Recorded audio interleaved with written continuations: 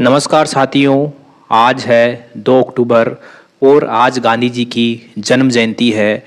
इसलिए सभी को गांधी जयंती की हार्दिक शुभकामनाएं। आज हम इस अवसर पर गांधी जी के बारे में जानने का प्रयास करेंगे।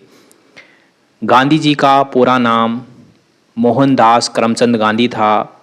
मोहनदास करमचंद गांधी और उनका जन्म हुआ था 2 अक्टूबर 1869 को पोरबंदर गुजरात में। उनके पिता का नाम करमचंद गांधी था और उनकी माता का नाम पुतलीबाई था। उनके पिता दीवान थे। गांधी जी की प्रारंभिक शिक्षा गुजरात में ही हुई थी। उसके बाद उच्च शिक्षा के लिए 1888 में वे इंग्लैंड चले गए थे। बैरिस्टर की पढ़ाई के लिए वे इंग्लैंड चले गए थे। वहाँ से वापस लौटे गुजरात और कुछ दिनों तक गुजरात में ही वकालत की प्रैक्टिस की। लेकिन बाद में एक दादा अब्दुल्ला कंपनी थी साउथ अफ्रीका की, तो उसका एक केस था। उस केस के सिलसिले में 1893 में गांधी जी साउथ अफ्रीका चले गए। गांधी जी 1893 में एक केस लड़ने दादा अब्दुल्ला कंपनी की तरफ से एक केस लड़ने के लिए साउथ अफ्रीका चले गए। साउथ अफ्रीका में जो वहाँ पर भारत के लोग थे उनसे बहुत ही भेदभाव होता था। उनके साथ रंग भेद का पक्षपात किया जाता था, काले गोरे का भेदभाव किया जाता था। और जो गांधी जी हैं, गांधी जी के साथ भी ये भेदभाव हुआ। 1893 में जब गांधी जी साउथ अफ्रीका गए तो गांधी जी डरबन से प्रिटोरिया जा रहे थे। फर्स्ट क्लास डिब्बे में जा रहे थे। तो उनको एक स्टेशन पड़ता है पीटर मेरिट्सबर्ग में, उनको ट्रेन के डिब्बे से उतार दिया गया, नीचे फेंक दिया गया। तो स्वयं गांधी जी ने भी इस भेदभाव का सामना किया था और इसी भेदभाव के खिलाफ लड़ने के लिए भारतीयों को न्याय दिलाने के लिए 1894 में उन्होंने वहाँ पर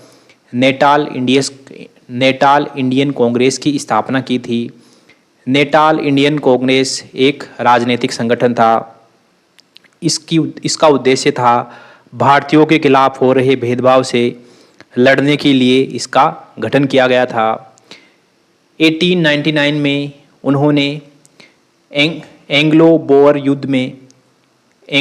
युद्ध के दौरान इंडियन एम्बुलेंस कॉर्प की शुरुआत की। इसमें उन्होंने क्या किया कि जो एंग्लो बोर युद्ध में जो सैनिक जख्मी होते थे, ठीक है, तो उनका इलाज किया जाता था इस इंडियन एम्बुलेंस कॉर्प के द्वारा।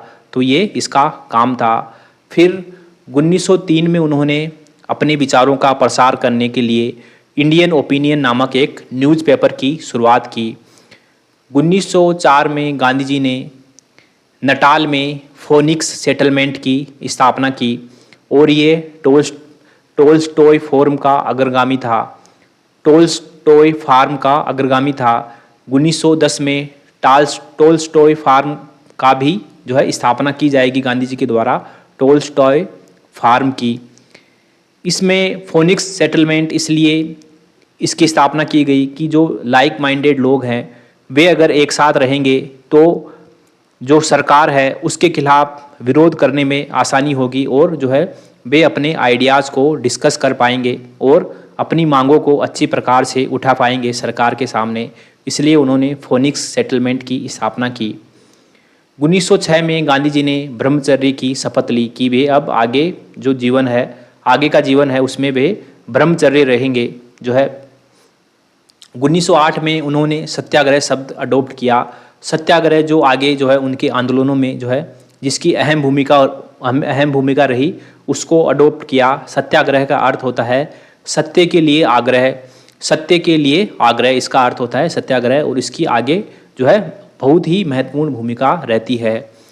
1909 में उन्होंने अपनी प्रसिद्ध पुस्तक हिंद स्वराज लिखी और ये पुस्तक उन्होंने जहाज़ में एक जगह से दूसरी जगह जा रहे थे तो उसके दौरान ये पुस्तक लिखी, हिंद स्वराज। 1910 में गांधी जी ने टोल्स्टॉय फार्म की स्थापना की, जो कि हमने पढ़ा कि टोल्स्टॉय फार्म फोनिक्स सेटलमेंट का जो है फोनिक्स सेटलमेंट टोल्स्टॉय फार्म का अग्रगामी था। यानी कि पहले फोनिक्स सेटलमेंट हुआ, उसके बाद टोल्स्टॉय फार्म की स्थापना हुई। टोल्स्टॉय फार्म की स्थापना इसलिए की गई कि जो आंदोलन के दौरान जो व्यक्ति जेल में डाल दिए गए, तो पीछे बचे उनके परिवारों के लिए रहने के लिए ये टोल्स्टॉय फार्म की स्थापना की गई। 9 जनवरी 1915 को गांधी जी भारत लौट आए और 9 जनवरी को भारत में प्रवासी दिवस के रूप में मनाया जाता है। गांधी जी के राजनीतिक गुरु थे गोपाल कृष्ण गोखले। गोपाल कृष्ण गोखले ने गांधी जी को सलाह दी कि सबसे पहले वे पूरे भारत का दर्शन करें, उसी के बाद उनको जो है समझ में आएगा कि उनको आगे क्या करना चाहिए। तो उन्होंने उनकी बात मानी और ट्रेन से पैदल यात्रा जैसे भी सुविधा हुई उन्होंने पूरे भारत का दर्शन किया और उन्होंने कहा कि जो भारत है, भारत अपने गाँवों में बसता है।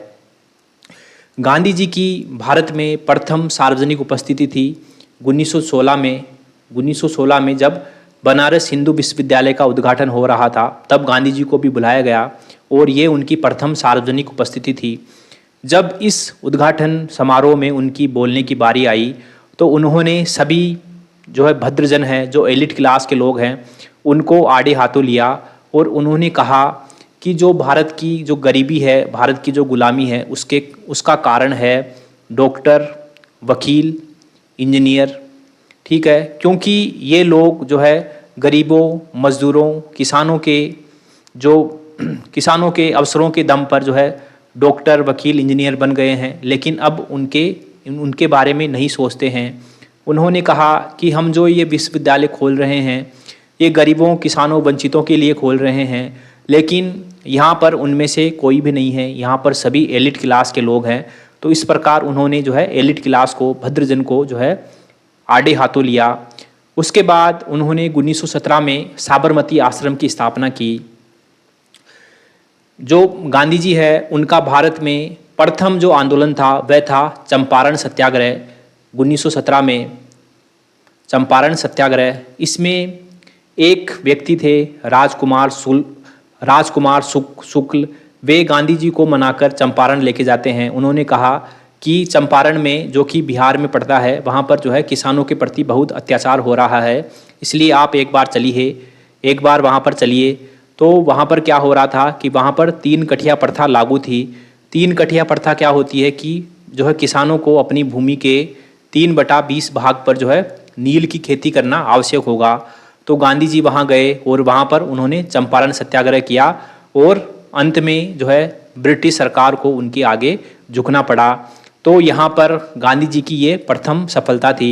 उसके बाद 1918 में उन्होंने अहमदाबाद मिल स्ट्राइक में जो है पहली बार भूख हड़ताल की और इसमें भी मिल मालिक को झुकना पड़ा और इसमें भी गांधी जी की जो है जीत हुई।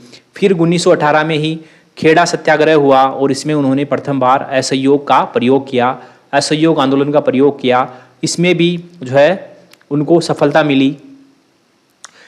इन लगातार 3 सफलताओं के बाद जो है गांधी जी को थोड़ी बहुत पहचान मिल चुकी थी भारत में, लेकिन अभी भी अखिल भारतीय स्तर पर गांधी की पहचान नहीं बनी थी।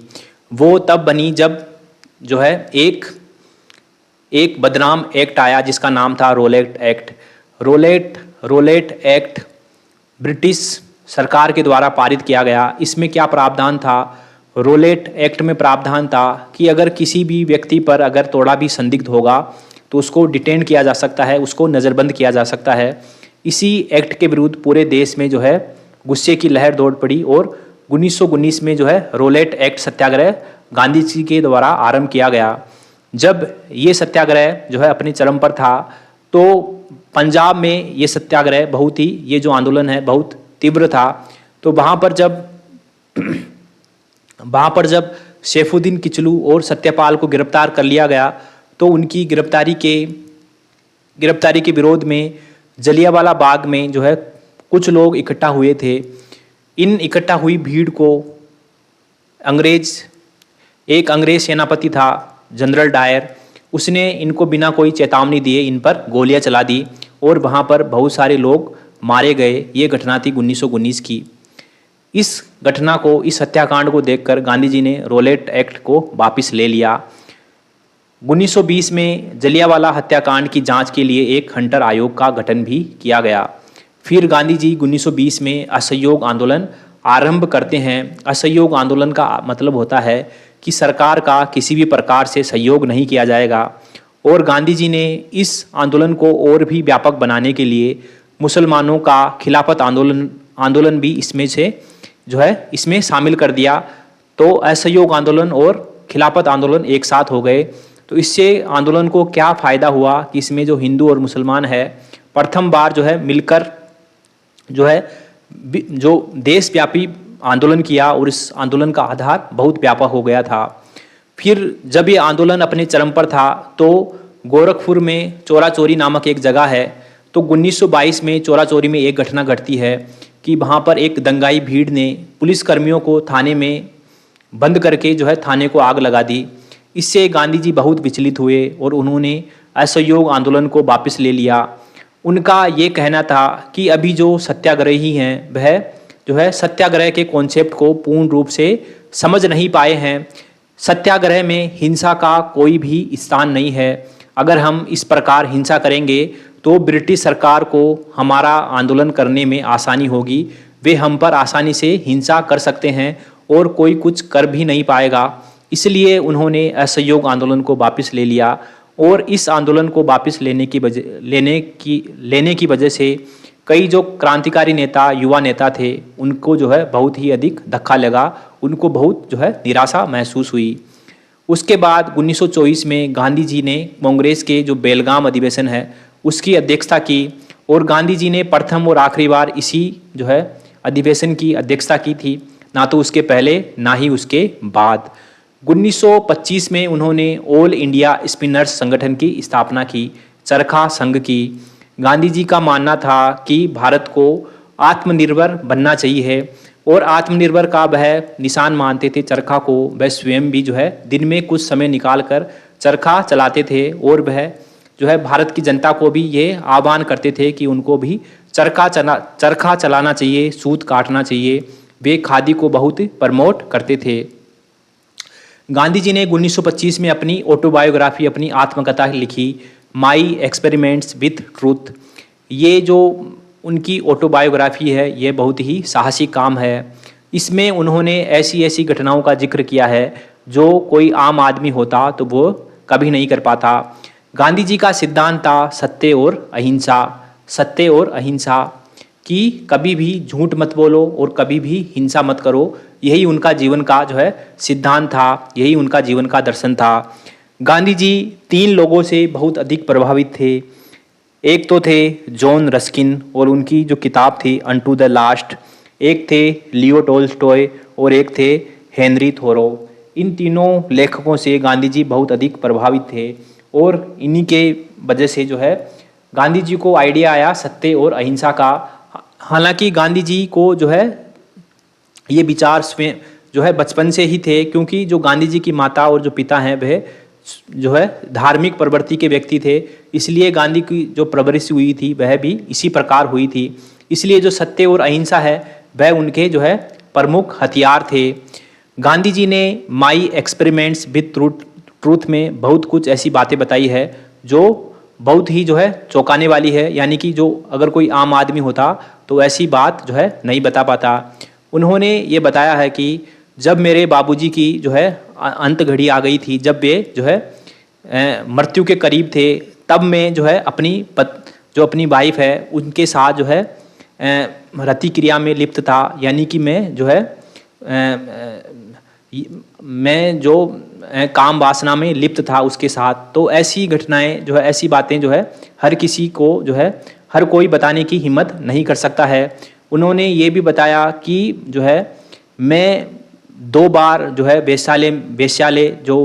वेश्यालय में भी जा चुका हूँ, लेकिन मैं जब भी वहाँ गया तो मेरी कुछ करने की हिम्मत नहीं हुई और जैसे ही मैं वहाँ गया तो मेरी आंखों के सामने अंधेरा छा गया और मैं वापस आ गया। इसके अलावा गांधी जी ने माई एक्सपेरिमेंट्स विथ ट्रूथ में बताया कि मैं बचपन में बहुत कमज़ोर था और कमज़ोर होने की वजह से मैं अपने जो है शरीर को बलिष्ठ करना चाहता था, तंदुरुस्त करना चाहता था। इसलिए उस समय जो है ब्रिटिश जो अधिकारी हैं, ब्रिटिश जो नागरिक हैं, वे ताकत बढ़ाने के लिए जो है मांस खाते थे और उन्हीं की होड़ करके जो है मैंने एक दिन मांस खाने का निश्चय किया और मैं मांस खाने लगा। लेकिन ये जो कार्यक्रम भी बहुत लंबे समय तक नहीं चला। फिर उन्होंने माई एक्सपेरिमेंट विद ट्रूथ में बताया कि एक बार मैंने पैसे चोरी कर लिए थे और मेरे को बहुत ही बुरा लग रहा था। मैं पिताजी को बताना चाह रहा था लेकिन मैं बता नहीं पा रहा था। फिर एक दिन मैं हिम्मत करके उनको एक पत्र लिखा और उसमें सब कुछ बता दिया कि मैंने पैसे चोरी किए हैं। जब वह पत्र मेरे पिताजी ने पढ़ा तो वे कुछ नहीं बोले और जो है काफ़ी लंबे समय तक वे मुझसे नाराज़ रहे और मुझसे बात नहीं की। लेकिन अंत में उन्होंने मुझे माफ़ कर दिया और मुझसे बात करने लगे। इस प्रकार उन्होंने बताया कि हमेशा सत्य बोलना चाहिए। अगर तुम बोल नहीं सकते तो लिख कर बता दो, लेकिन सत्य बोलना चाहिए। अंत में इसका जो रिजल्ट है वह अच्छा आता है। और उन्होंने माई एक्सपेरिमेंट विद ट्रूथ में ये भी बताया और उन्होंने अपनी लाइफ को इस प्रकार जिया भी है कि जो साधन है और जो साध्य है उसमें कोई फ़र्क नहीं होना चाहिए। साधन और साध्य दोनों पवित्र होने चाहिए। ऐसा नहीं है कि जो है साध्य को पाने के लिए जो है साधन अपवित्र हो जाए। यानी कि साधन भी, यानी कि अगर मान लो हम कोई काम कर रहे हैं, यानी कि ए काम कर रहे हैं, इससे हमको जो है बी, इसका ए से हमको बी कार्य प्राप्त होगा, तो जो ए है ये भी शुद्ध होना चाहिए और इससे जो बी प्राप्त होगा वह भी शुद्ध होगा। ऐसा नहीं है कि जो बी शुद्ध है लेकिन ए के जो है ए हम काम कर रहे हैं ये अशुद्ध तरीके से कर रहे हैं, गलत तरीके से कर रहे हैं, लेकिन इसका रिजल्ट सही आएगा, ऐसा बिल्कुल भी नहीं है। इसका एक जो है एग्जाम्पल ये है, इसका एग्जाम्पल एक भगवत गीता से लेते हैं कि जब कुरुक्षेत्र का युद्ध चल रहा था तो उस समय एक दृश्य ऐसा आता है कि जो कर्ण कौरवों की तरफ से लड़ रहे थे, यानी कि अधर्म की तरफ से लड़ रहे थे। तो एक समय ऐसा आता है कि जो कर्ण है उनका जो रथ है वह खड्डे में फंस जाता है, तो वह आगे नहीं बढ़ पाता है। तो कर्ण को मजबूर होकर जो उनका धनुष छोड़ना पड़ा और जो है रथ को धक्का लगाना पड़ा। यानी कि अगर वह धक्का नहीं लगाते तो वह रथ आगे नहीं निकल रहा था। तभी श्री कृष्ण ने अर्जुन को कहा कि हे अर्जुन, यही समय है कर्ण को मारने का। अगर कर्ण के हाथ में धनुष रहेगा तो उसको कोई नहीं मार सकता, इसलिए तुम उस पर जो है तीर चलाओ और उसको इसी अवस्था में मार दो। तभी अर्जुन ने कहा कि हे कृष्ण, ये तो अन्याय होगा एक निहत्य व्यक्ति को मारना। तब कृष्ण ने उनको समझाया कि जब ये जो कौरव हैं ये जो तब तुम्हारे पुत्र अभिमन्यु को मार रहे थे चक्रव्यूह में फंसाकर, तब जो है वह भी नियत्य था और अकेला था और उसके ऊपर पूरे कौरव टूट पड़े थे। तब ये इनका सिद्धांत कहाँ गया था, इसलिए तू कुछ भी मत सोच, तू सिर्फ कर्म कर, फल की इच्छा मत कर, तू तीर चला दे। और इस प्रकार जो है श्री कृष्ण के कहने पर अर्जुन ने कर्ण को मार दिया।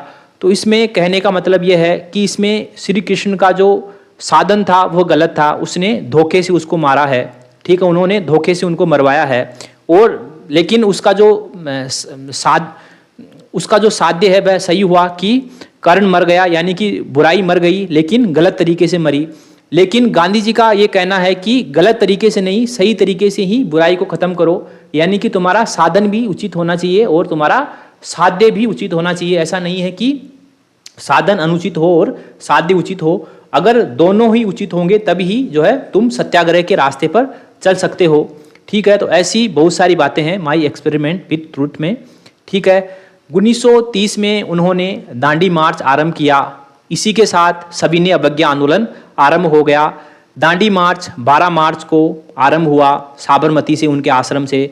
और ये एक दांडी गांव है, वहाँ पर समुद्र किनारे 6 अप्रैल को जो है समुद्र के पानी से नमक बनाया गया और कानून को तोड़ा गया। इसी को सविनय अवज्ञा आंदोलन कहते हैं। असहयोग का अर्थ था कि हम सरकार के साथ किसी भी प्रकार का सहयोग नहीं करेंगे, और सविनय अवज्ञा का अर्थ है कि हम कानून को तोड़ेंगे। तो जो है दांडी मार्च के साथ ही सविनय अवज्ञा आंदोलन आरंभ हो गया।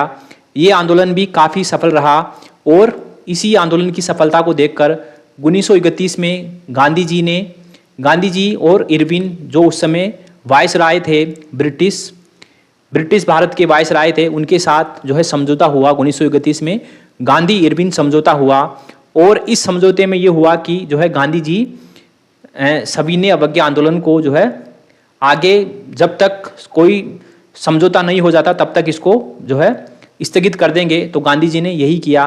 1931 में कांग्रेस के प्रतिनिधि के रूप में गांधी जी द्वितीय गोलमेज सम्मेलन में भाग लेते हैं और ये लंदन में आयोजित हुआ था। इसमें कुछ निर्णायक फैसला नहीं निकलता है और वापिस आकर गांधी जी ने जो है सविनय अवज्ञा आंदोलन वापस प्रारंभ कर दिया। लेकिन फिर बाद में इसकी जो तेज था, इसकी जो इंटेंसिटी थी वह कम हो गई थी, इसलिए बाद में गांधी जी ने इसको स्थगित कर दिया। फिर 1932 में एक और घटना होती है, सांप्रदायिक पंचायत आता है। उस समय ब्रिटेन के प्रधानमंत्री थे रेमसे मैकडोनाल्ड। उन्होंने कम्युनल अवार्ड या सांप्रदायिक पंचायत पेश किया। इसमें क्या प्रावधान था? इसमें प्रावधान था कि मुस्लिम और अन्य समुदायों के साथ साथ जो दलित वर्ग है उसको भी पृथक निर्वाचिका का जो है अधिकार दिया जाएगा, उसके लिए भी पृथक निर्वाचिका का प्रावधान किया जाएगा। और ये जो व्यवस्था है सांप्रदायिक पंचायत है, इसमें ये लागू करवाने में B.R. अम्बेडकर की महत्वपूर्ण भूमिका थी।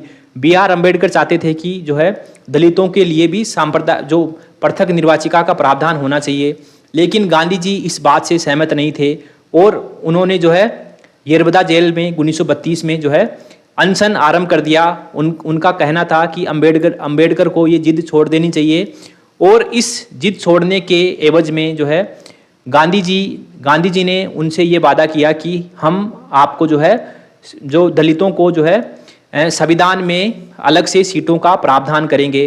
तब गांधी और अम्बेडकर के मध्य जो है एक जो है समझौता होता है जिसका नाम है पूना पैक्ट, और इसमें जो है मदन मोहन मालवीय की अहम भूमिका रहती है। तो ये पूना पैक्ट हुआ, ये भी बहुत इंपॉर्टेंट था। इसमें यह हुआ कि अम्बेडकर जी ने जो पृथक निर्वाचिका का जो प्रावधान है वह छोड़ दिया और जो है दलित वर्ग के लिए अधिक सीटें आरक्षित कर दी गई। तो ये प्रावधान था इसमें। फिर 1932 में गांधी जी ने हरिजन सेवक संघ की स्थापना की हरिजनों की सेवा करने के लिए। 1933 में गांधी जी ने हरिजन नामक पत्रिका का आरंभ किया। फिर एक और इम्पोर्टेंट घटना होती है। 1938 में हरिपुरा अधिवेशन होता है और हरिपुरा अधिवेशन की अध्यक्षता की थी सुभाष चंद्र बोस ने। तो पहले तो जो गांधी जी के कहने पर ही सुभाष चंद्र बोस को जो है इसमें अध्यक्ष बनाया गया था और हरिपुरा अधिवेशन में सुभाष चंद्र बोस ने संबोधित करते हुए कहा कि अभी वर्ल्ड वॉर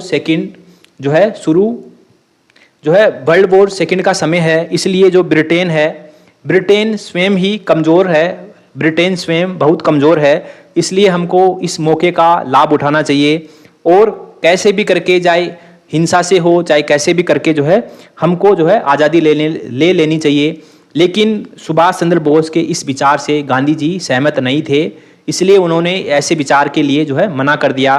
फिर 1939 में त्रिपुरी अधिवेशन होता है और उसमें जो है सुभाष चंद्र बोस फिर से जो है नामांकित होते हैं, लेकिन इस बार जो है गांधी जी उनको मना कर देते हैं कि इस बार जो है सुभाष चंद्र बोस अधिवेशन का अध्यक्ष नहीं होगा। लेकिन इसमें वोटिंग होती है और वोटिंग में सुभाष चंद्र बोस जीत जाते हैं, ठीक है। और फिर गांधी जी और सुभाष चंद्र के बोस विवाद होता है। इसी वजह से सुभाष चंद्र बोस जो है कांग्रेस को छोड़ देते हैं और अपना अलग से जो है फॉरवर्ड ब्लॉक नाम से एक पार्टी बनाते हैं, ठीक है। फिर 1940 में क्या होता है कि गांधी जी एक व्यक्तिगत सत्याग्रह आरंभ करते हैं और इसमें प्रथम सत्याग्रही थे विनोबा भावे और दूसरे सत्याग्रही थे जवाहरलाल नेहरू। फिर आगे 1942 में गांधी जी एक बहुत बड़ा आंदोलन छेड़ते हैं जिसको भारत छोड़ो आंदोलन के नाम से जाना जाता है। इसमें गांधी जी कहते हैं, जनता को संबोधित करते हुए गांधी जी ने कहा कि मैं भारत की जनता को आज एक मंत्र देना चाहता हूँ कि ये मंत्र भारत की जनता अपने दिल में बसा ले कि अब हम जब तक लड़ेंगे तब तक जो है भारत को आज़ादी नहीं मिल जाती, या तो हम अपने प्राणों की आहुति दे देंगे या फिर आज़ादी लेंगे। ये जो है गांधी जी ने संबोधित करते हुए भारतीय जनता को कहा। उन्होंने कहा कि अंग्रेजों भारत छोड़ो। ठीक है, इसमें जैसे ही गांधी जी ने संबोधित किया तो कुछ समय बाद ही जो है गांधी जी को गिरफ्तार कर लिया गया और कांग्रेस के बड़े बड़े नेताओं को सभी को गिरफ्तार कर लिया गया। तो इस आंदोलन की जो बागडोर है वह मुख्य तौर से जनता के हाथों में ही थी। उसके बाद जो है मोहम्मद अली जिन्ना ने एक जिद पकड़ ली थी पृथक पाकिस्तान की। गांधी जी के बहुत समझाने के बाद भी मोहम्मद अली जिन्ना नहीं समझे, वह अपनी पृथक पाकिस्तान की मांग पर अड़े रहे। फिर 1946 में कैबिनेट मिशन आता है और इसी मिशन के आधार पर 1946 में ही संविधान सभा का गठन कर लिया जाता है। फिर 15 अगस्त 1947 में एक बहुत ही जो है दुखदायी घटना घटती है। इसमें खुशी की बात भी है और दुख की बात भी है। खुशी की बात यह है कि उस समय भारत को आज़ादी मिली, लेकिन दुख की बात यह है कि जो अखंड भारत है उसके दो विभाजन हो गए, एक तो भारत और एक पाकिस्तान के रूप में।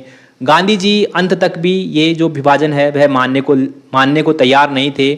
उनका ये कहना है कि जो ये विभाजन है ये टेम्परेरी है, कुछ समय के बाद जब स्थिति ठीक हो जाएगी, ब्रिटिश चले जाएंगे, तब जो है स्थिति जो है ठीक हो जाएगी, ब्रिटिश चले जाएंगे, तब दोनों देश वापिस एक हो जाएंगे।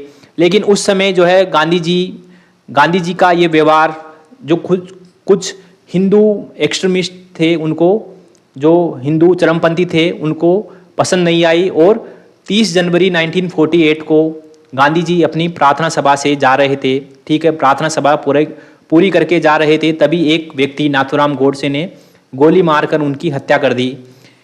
ठीक है, और 1948 में यमुना नदी के किनारे पर उनका दाह संस्कार हुआ और राजघाट में उनकी अभी समाधि है। ठीक है, तो ये था गांधी जी के बारे में। गांधी जी ने इंडियन ओपिनियन नामक एक समाचार पत्र शुरू किया, यंग इंडिया नामक एक इंग्लिश में साप्ताहिक पत्रिका आरंभ की, नवजीवन नामक एक न्यूज़पेपर आरंभ किया और हरिजन नामक पत्रिका आरंभ की। ठीक है साथियों, ये था गांधी जी के बारे में। एक बार आप सभी को गांधी जयंती की ढेर सारी शुभकामनाएं। मिलते हैं अगले लेक्चर में, तब तक के लिए थैंक यू वेरी मच।